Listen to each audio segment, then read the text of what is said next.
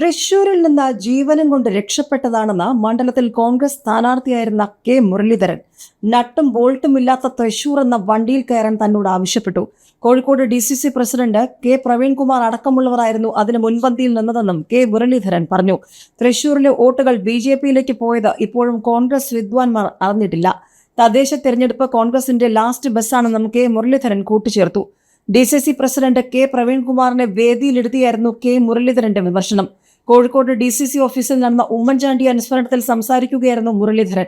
കേരളത്തിൽ BJPയും CPMും തമ്മിൽ ധാരണയുണ്ട്. പാലക്കാട് തെരഞ്ഞെടുപ്പിൽ ഇരുവരും ധാരണയായതാണ് വിവരം. പക്ഷെ പാലക്കാട് കോൺഗ്രസ് തന്നെ വിജയിക്കുമെന്നും മുരളീധരൻ പറഞ്ഞു.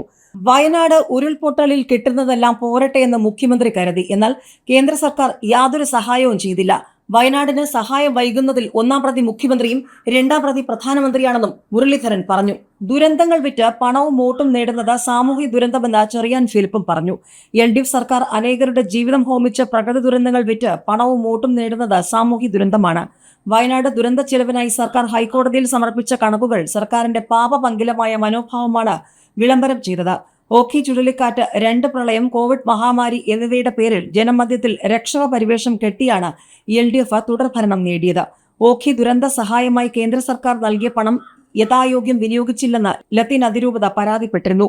പ്രളയത്തിന്റെ പേരിൽ വൻതുക സമാഹരിച്ചെങ്കിലും പുനർനിർമ്മാണത്തിന് സർക്കാർ രൂപീകരിച്ച റീബിൽഡ് കേരള എന്ന മിഷൻ അവതാളത്തിലായി. വീട് നഷ്ടപ്പെട്ട പലർക്കും ഇപ്പോഴും വീട് ലഭിച്ചിട്ടില്ല. കോവിഡ് രോഗവിവരങ്ങൾ സ്പ്രിംഗ്ലർ എന്ന വിദേശ കമ്പനിക്ക് വിറ്റതിന്റെ പിന്നിൽ കൊള്ളയാണ് നടന്നത്. PPE കിറ്റ്, ഗ്ലൗസ് തുടങ്ങിയവ മാനദണ്ഡരഹിതമായി വാങ്ങിയതിലും വൻ അഴിമതിയുണ്ട്. ദുരന്തങ്ങളെ കൊയ്ത്താക്കി മാറ്റിയ സർക്കാർ ജനങ്ങളെ വ്യാജ പ്രചാരണങ്ങളിലൂടെ കബളിപ്പിച്ചാണ് കഴിഞ്ഞ നിയമസഭാ തെരഞ്ഞെടുപ്പിൽ വിജയം നേടിയതെന്നും ചെറിയാൻ ഫിലിപ്പ് പറഞ്ഞു.